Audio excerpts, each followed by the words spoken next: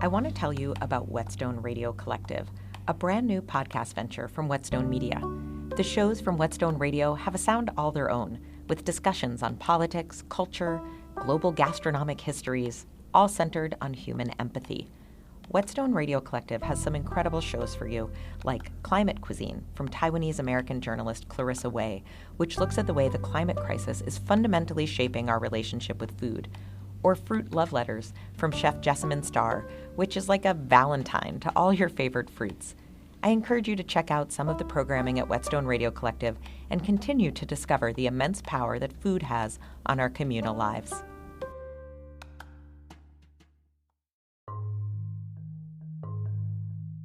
Hi there. Hello, Horshetuhi. Nice to meet you. I'm Jerusha. Do you want to start by just introducing yourselves? Absolutely. So just one moment. Let's just put the cat in the... A great start to every interview. For our episode on food waste, we interviewed Vincent Medina and Louis Trevino, who co-founded amham, an East Bay organization and restaurant focused on reviving and strengthening traditional Indigenous Ohlone foods and sharing them back with the community, as well as educating the public about Ohlone culture through cuisine. The restaurant was originally housed in the courtyard of Berkeley's University Press bookstore that shuttered a few months into the coronavirus pandemic. Now, 2 years later, Café Ohlone will be reopening on the UC Berkeley campus. We were only able to share a small portion of our interview with Vincent and Louis for that episode, but the full interview was so interesting and they were so engaging that we decided to run it in its entirety now for our Season 1 final episode. So I'll introduce myself, and then my partner, Louis, he'll introduce himself. And I'd like to introduce myself first, though, in Chochenyo language, which is the language of my family and my community. We're the native people here in the East Bay. My family specifically comes from an area right here called Halkin, which is an old tribal nation, the oldest area of this space, the oldest name of this area, and we've lived here forever, consistently. So Horshetu hi hemmenya, kanakrakat Vincent Medina, that's kana muek maknanerakat Louis Trevino, kana kalkin taresh, Horseta maknon wente horshe maknono, at nesa maknon mene non wente. Nishik tuch im memakam, karakt Louis Trevino, ka itmai ka kon dachuya achistai pire, in karukat chia mi si chavkin, Imen takamuish, Vincent Medina, in kashunin in imme shatushakai, brote chiatk, imen takamuish. Thank you. Louis and myself just shared in our respective Ohlone languages. Louis is speaking in Rumsen, which is the Ohlone language of Carmel Valley. And once again, I'm speaking in Chochenyo, which is the indigenous language of the inner East Bay, here where we're speaking to you from, Halkin Warep, which is an old nation that goes from southern Oakland down to southern Hayward. And this is where my family has consistently lived from those old days prior to missions, prior to colonization, to our creation times, to where we're at today and where we'll be in the future also. Luz and myself were both the co-founders of amham, which in Chochenyo language, it means our food. And out of amham, which is a community organization that's all focused on strengthening traditional Ohlone foods, as well as language and every other act of culture that's being actively restored right now, as well as culture that's been carried on. We're finding ways to make those more accessible and to see them passed on intergenerationally with our elders' blessings and their guidance. Out of amham, Café Ohlone came to be. We're the co-founders of Café Ohlone, which is the only Ohlone restaurant in the world and a place that we celebrate our living culture every single meal, where we provide a physical space for our Ohlone community, and also where we can teach the public about how beautiful our culture is over very dignified and sophisticated plates of Ohlone food. So we're proud of this work that we do, but really want to acknowledge and center our elders who make all of this possible, make the conditions possible for us to be doing what we're doing, and also we're grateful to be able to see culture growing stronger these days. You touched on this a little bit, but I wonder if you can expand somewhat. You talked about your two audiences creating a home for your Ohlone community, but then also providing an opportunity for people outside the Ohlone community to experience the beauty and the flavor of your food. So there's an educational mission in there somewhere for both audiences. What do you hope that people will take away from their experience of eating with you or spending time in the cafe? Well, as you mentioned, there's two parts of this work. And the first part, which has always been the central part for us and our primary goal, is to be able to provide a space where our Ohlone community can feel represented when they walk into the doors of Café Ohlone. And this is important because we've never left our home, but up until recently, there hasn't been a lot of reminders of that outside of the homes of Ohlone people. So an example of this is, even though our community still lives in these very specific place-based locations where we've always been, there's about 2.5 million people here in the East Bay. And if you look at this at a larger level in the Bay Area, there's over 7 million people. Now, there's probably about 1,000 East Bay Ohlone people in total, and about a 5,000, I would say, Ohlone people as a whole. And to understand that means that we're an extreme minority within our own place. Now, growing up and not seeing those reminders that we exist, that can be very harmful, because without reminders that we exist, without seeing accurate representation of our culture, invisibility is something that becomes a big issue within our community. And feeling invisibilized is something that we've had to endure for far too long. Now, here in the Bay Area, there's no reason that our food shouldn't be centered and shouldn't be highlighted, because our food is so delicious and it's so specific to this place right here. Now, when Ohlone people walk into Café Ohlone, what they see are the things that we feel proud of. They see our aesthetics represented. They see our values being represented, with our elders being served first, or a plate being set aside for our ancestors to give them that respect. They see our language on the menus. They see our baskets on the walls. They see our native plants growing. They see all these things. And of course, being able to have those plates full of those foods that our family has been eating forever. It really creates a place where we can feel seen. And we've seen how far that this can go.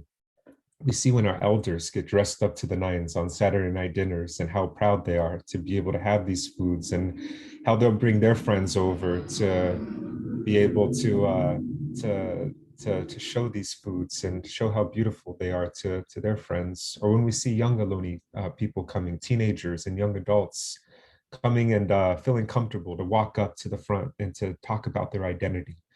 That's something that we've lacked a physical space of beyond the homes of our families. And we're so happy that we have that.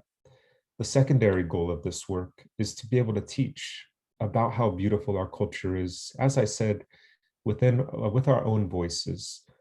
Now, over the last 240 years since colonization has come, others have consistently tried to write about our culture or teach about our culture without always knowing the facts. And up until recently, what was being taught was also filled with these racist miscategorizations or outright lies that attempted to dehumanize our people. We're not sure why. I mean, because those things that were written, we're just growing up and having to read those things in public school. So painful to have to read.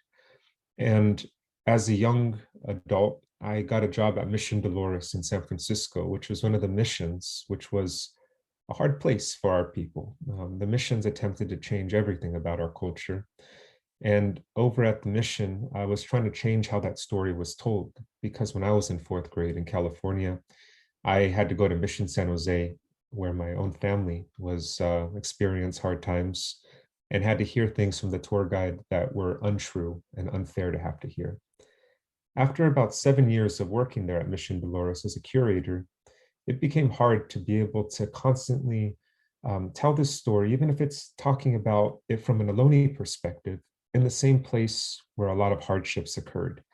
And Louis and myself, we wanted to be able to think about a way that we can teach, but in a space that's uniquely Ohlone, a space that we can be able to teach about the beauty of our culture in a space where Ohlone culture is actively being practiced, where living Ohlone culture is happening, and it's happening in this way that our ancestors would also be able to identify with, that they would feel recognized, we feel.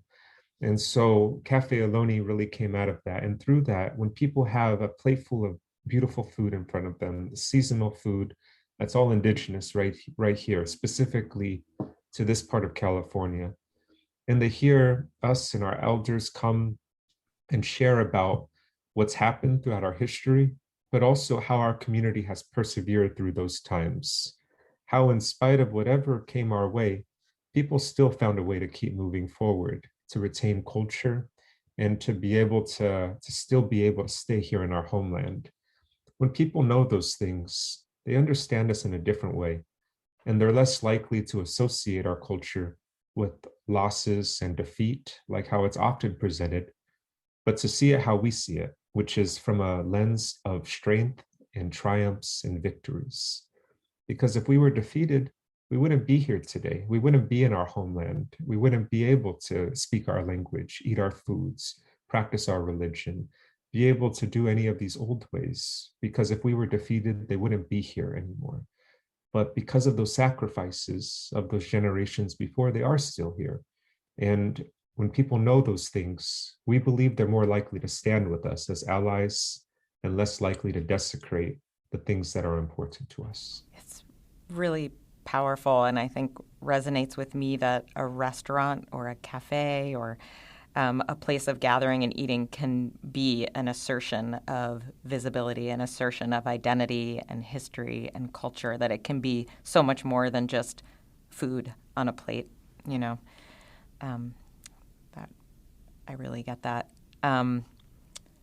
Thank you for that. I was thinking about, when you were talking about that, how in that way that food is what shows up on the plate and what we eat, but it's also like all of the values behind them. And you mentioned values. And just the way that you, and I'd love to get into this more a little later, the way that you source your ingredients or the way that you build your menu or the way that you run your kitchen, that your values and your culture are there, I assume, for all of that. I was reading something and was struck by this quote that said, "Native people are not separate from the environment. We are the environment." And that certainly reflected this concept of like all my relatives or all my relations, you know, and what I've heard described as a kind of a contract between animals and plants and human beings that you need to honor. And obviously something like wasting food in the process of harvest or preparation or serving or would seem to fly in the face of a contract like that. All of which is to say, could you talk a little bit about how those values that are there as part of your traditional culture do inform everything up until the moment the food, comes out into the room for people to eat? Absolutely. So there is, growing up, a value, well, many values that we're raised with, but one of those values is to remember interconnectedness between all different types of life. And what I mean by that is that, and this goes back way back into the ancient times, about how we're supposed to treat other communities, or as they're often referred to, because our people lived with so much abundance in those old days, there's often referred to understand the sovereignty and the personhood of those plants and of those animals. And one thing I love about how they're often referred to, like different plant communities or different animal communities, is they're referred to often as being nations of their own. And that's also recognizing their groupings together, but also their individualism and also their distinctness. Now, understanding that, and understanding traditional land stewardship practices that are, again, very specific and place-based to this area. Our ancestors, when we came to be here, because we believe that we were created in this area, there's this very, very long and complex formative time of creation. But when we came to be, and when the world was right for us, there was all of this abundance that we were birthed into here in this place that we're speaking to you from. And in those original teachings, we're also taught about how to ensure that that abundance grew stronger instead of weaker. And this is embedded in those beginning times. Now, one of those ways of ensuring abundance grows stronger is through a series of managed burns. Those managed burns, what they do is they take away the overgrowth that today is leading to these catastrophic wildfires we're seeing more and more frequently. In California, like turning the sky orange, it's like apocalyptic the way that they look these days. But our people always knew that California, this part of California, it needed to be burned. Otherwise, we would enter a fire drought like what we're in right now. And without those burnings, also, it wouldn't take out the overgrowth, but beyond the overgrowth that's there, it's much more. Those burns, what they also do is they enrich the soil with ash and nutrients. They take out all of that, the overgrowth, and they open up meadow spaces for other life to be able to flourish. By also having these low heat controlled burns, they stimulate these interconnected plant communities to grow stronger instead of weaker. When our people would go out traditionally during this time, and let's say if they would dig for those bulbs or like our Indian potatoes, what's traditionally done is a digging stick, usually made out of manzanita or some hardwood like oak, is taken out. And then those bulbs would be taken out. The young growths of those bulblets would be picked off and then dropped back into that loose soil. When the wind comes, those seed plants would drop their seeds into that loose soil. And what that would mean is that the next year's harvest would consistently be larger over and over. If you can imagine doing this multiple times a year for thousands upon thousands and thousands of years, you're going to have every type of food that you want. And that's going to be stewarded and cultivated by people. That abundance here in the Bay Area, you still see it today. And that's in part from the work of our ancestors from up, thousands of years up until just recently, until those controlled burns were banned in the 1850s. Now, understanding that, it also helps us understand an active role in management, but then to understand interconnectedness of life that's there too. And something that we're taught from a young age as Ohlone people is to be able to show respect for different life, to be able to show respect for animal life, to be able to show respect for plant life, and also to recognize, like we said earlier, their personhood. Now, this is evident in multiple different ways, but one way I want to bring up is our most traditional food here in this part of California is acorn. Acorn is our staple food, and it's made into a soup and into a bread. But it's a 6-month-long process from the gathering of the acorn, which is happening in about a month from now. I mean, with climate change, it's actually happening sooner now than it did before. But going from gathering the acorn to curing them for 6 months, to shelling them, skinning them, grinding them in a mortar until the flour is so fine it fits into the weave of a finely woven basket, leaching the acorn, and then making it into soup into bread. It's a long process that's been carried on. But when acorn comes, we're taught by our elders, even to this day, that you don't just go right when the acorns come to gather, but we have to be patient because the first drop of the acorn always has to be for animals so that they can eat too. Has to be for those woodpeckers so they could store up their granaries. It has to be for squirrels, for the wood rats out there. It has to be for all these other animals that are there, so that for the deer, of course, so that they can also be able to have enough. And when animals have enough, there's a trickle-down effect on other things too. If you go and cause problems to one thing, it's going to eventually trickle down to humans. And our ancestors always knew that that we live in a world that's interconnected, where it's not just centered on us, and it's something that's much more, it's much bigger than just humans that are here. Now, when we gather, for an example, we're also taught that there's a way that we gather. And when we gather our foods, we give gratitude to the plant, we recognize the plant in our language, and we acknowledge that plant.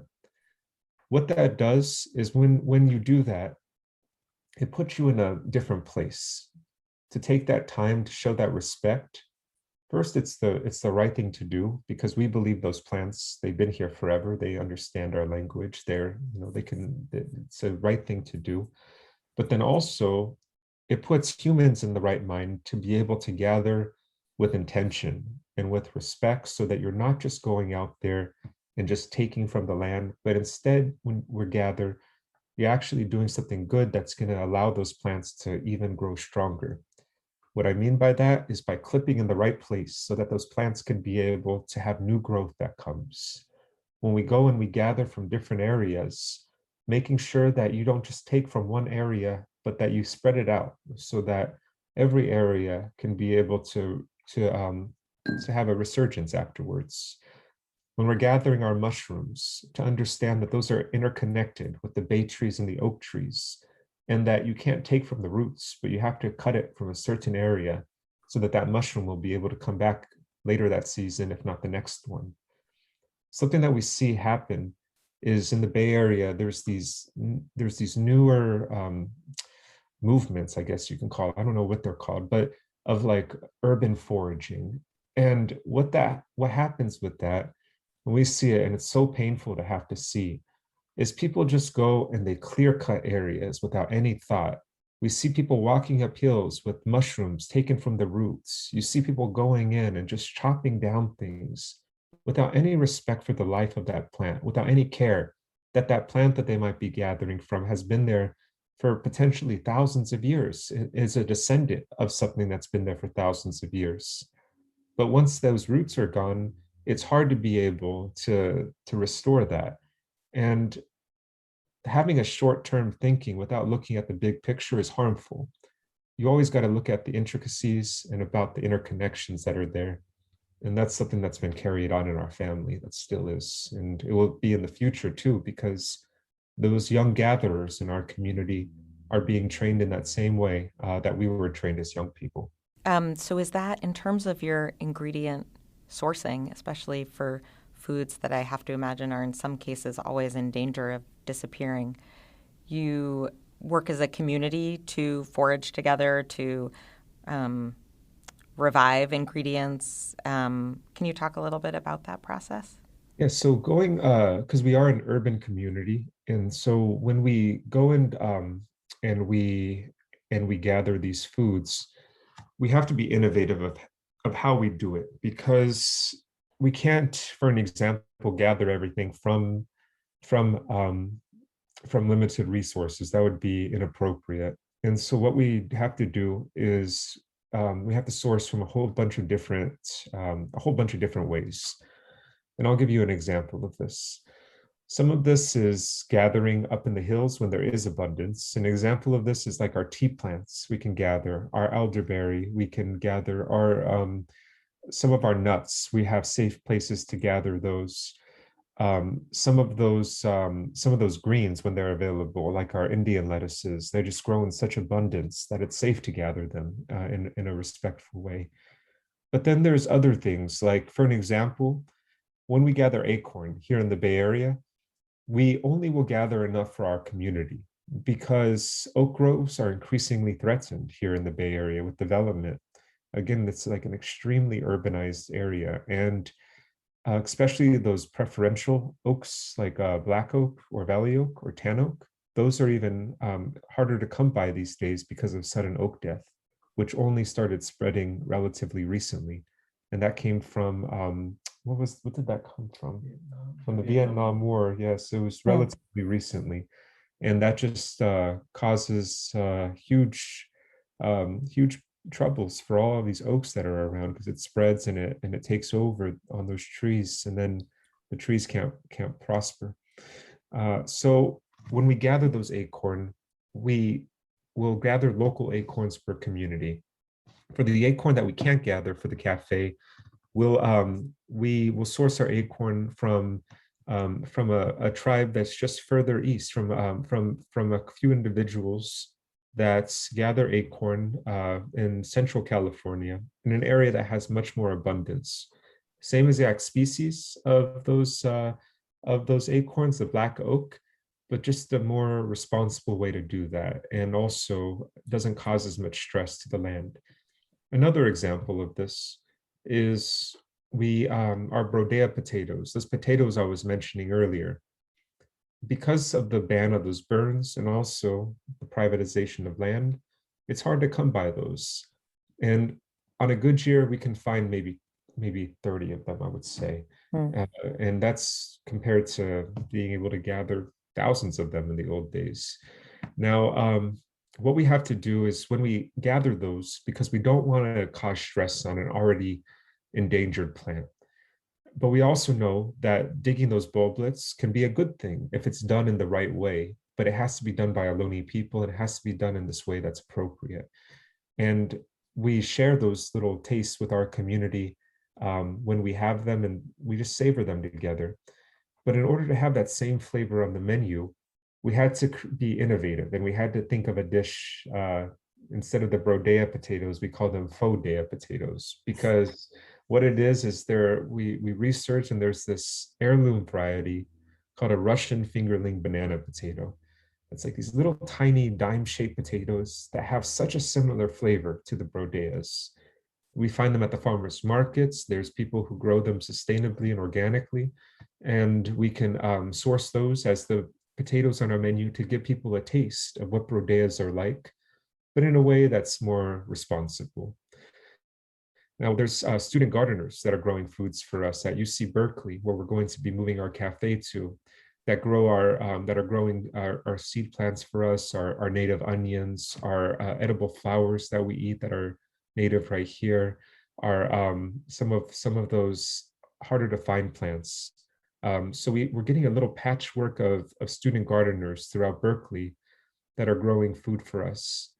When we can't gather our mussels, for an example, because San Francisco Bay and the current state might have too much pollution as opposed to what it was just a short time ago, we're able to get those exact same mussels, the exact same species from the Pacific Ocean, where it's a little bit, where it's safer and it's more sustainable.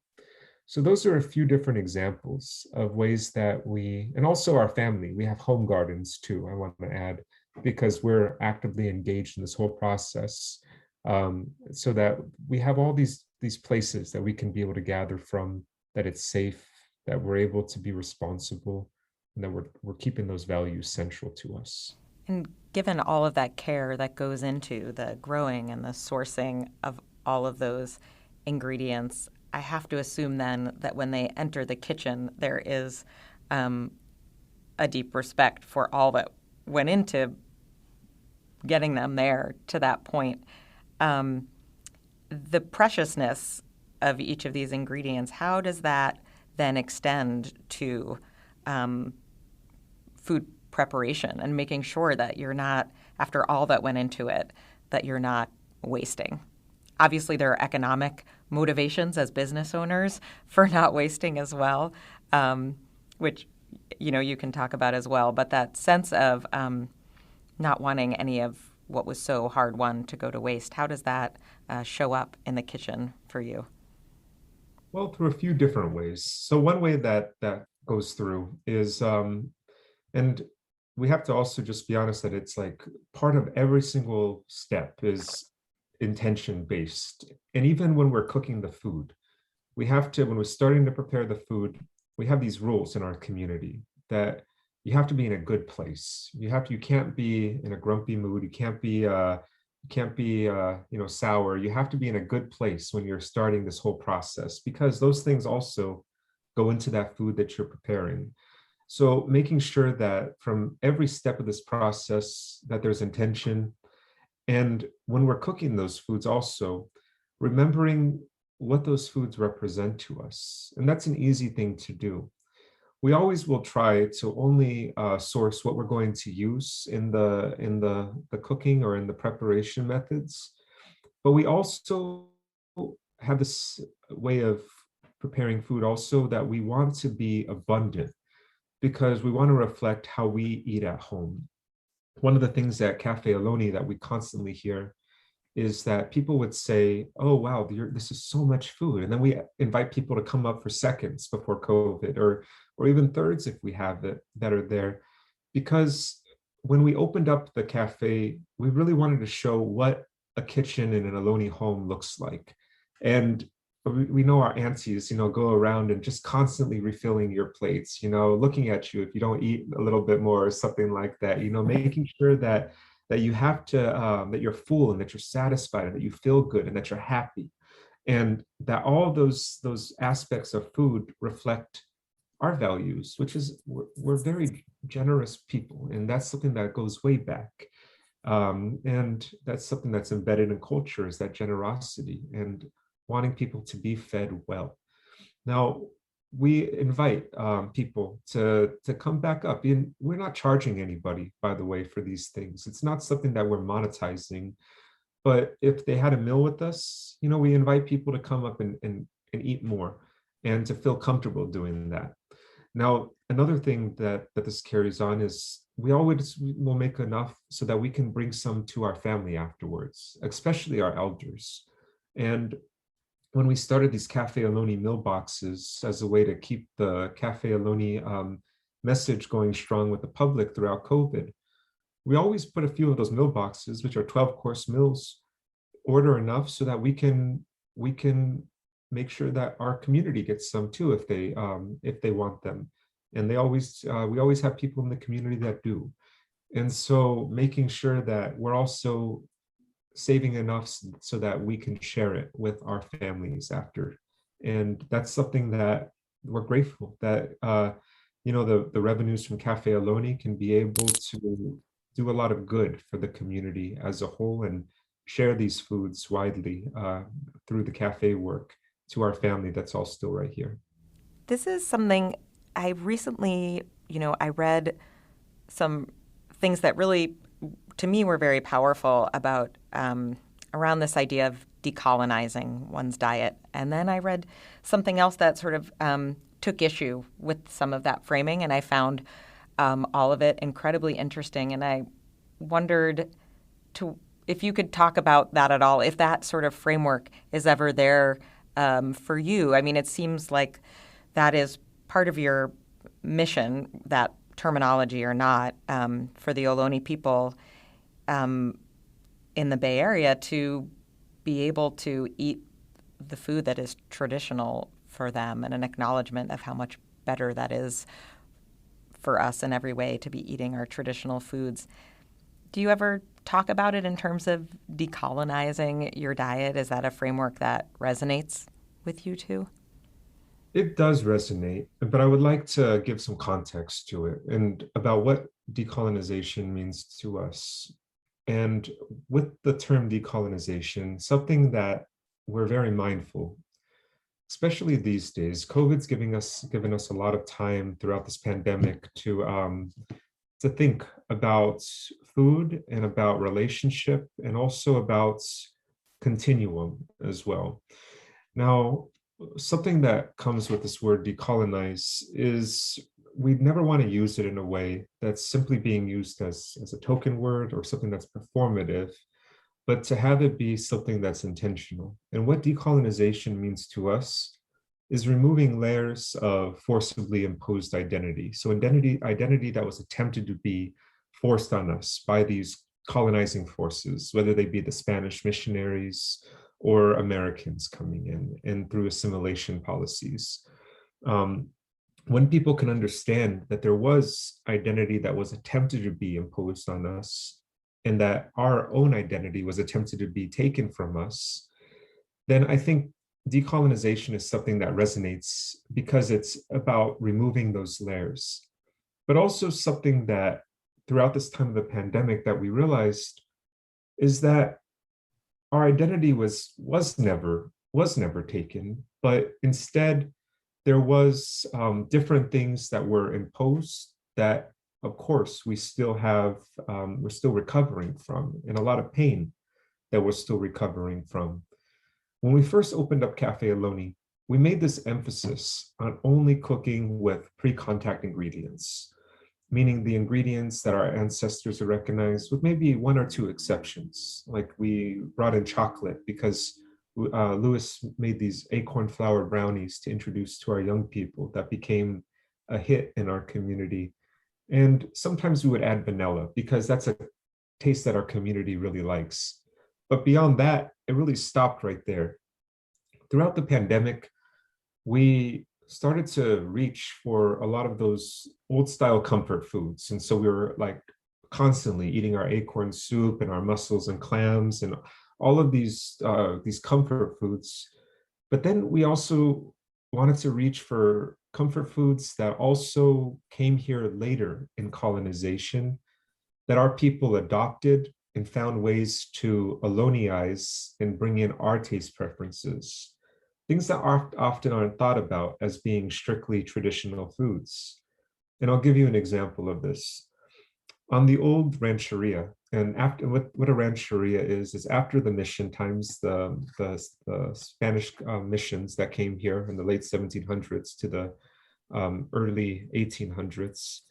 These rancherias existed after the missions and into the early years of Americans being here, for us specifically here until 1927. And there's still rancherias that exist all throughout California also. But they're like smaller reservations, if you want to think of it, but very distinct indigenous communities of their own. So there was a rancheria that traditionally exists about 10 miles away from where we're speaking to you from, where my great-grandmother was born, on the Sunol Rancheria. And over in Sunol, this identity began to, our traditional identity began to take on aspects that aren't traditional, but absorb them into our traditional culture. An example of this is people might wear Western dress or dresses, but also wear their abalone necklaces and clamshell beads. They would speak Chochenyo and Miwok language, as well as speaking Spanish language and English. They would make acorn soup, but also make things like these slow-cooked chilies that were introduced here. And one of those chilies that came was a chili that was brought from the mission times, a chili Colorado.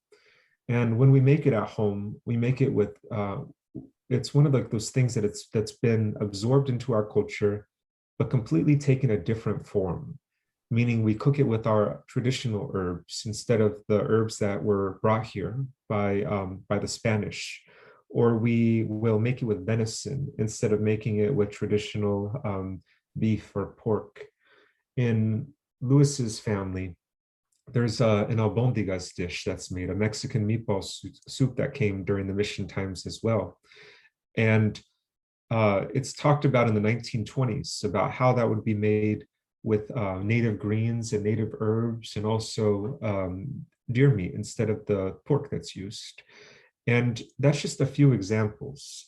So when we started to think about those comfort foods, we started to think of continuum and realize that those foods also have a place in our history, that our culinary traditions didn't stop when the Spanish arrived, but in fact, they kept going, kept persevering, but new things got introduced within those times that got passed on intergenerationally because the family liked those things also, and they're not incompatible.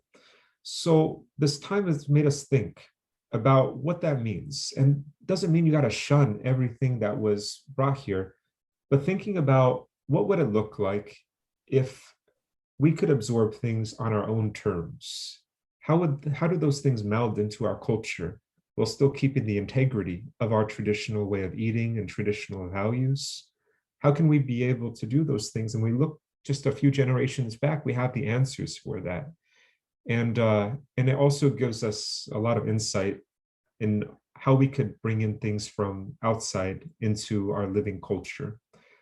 So we agree with the concept of decolonization in terms of taking away that identity that was forced on us, but also being mindful that some things were introduced and some things were adopted into our culture, and those things still have a place there too. It's so true. And when we think about what does Ohlone food mean, we know that all of those old time foods that we've described already, they come from our creation time here in this place. And it's so place specific. The plant communities and animal communities that are also indigenous to our homelands are part of those food traditions.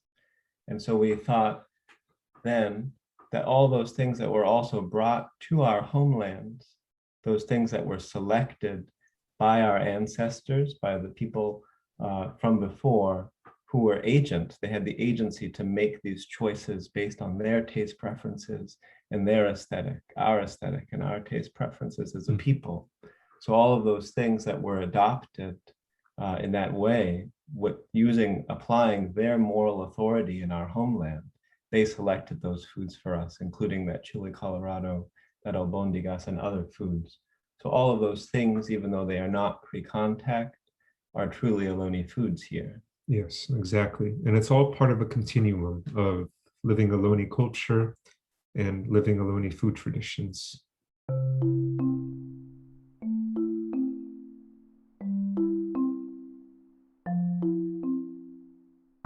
Café Ohlone will open in June 2022 at UC Berkeley's Hearst Museum.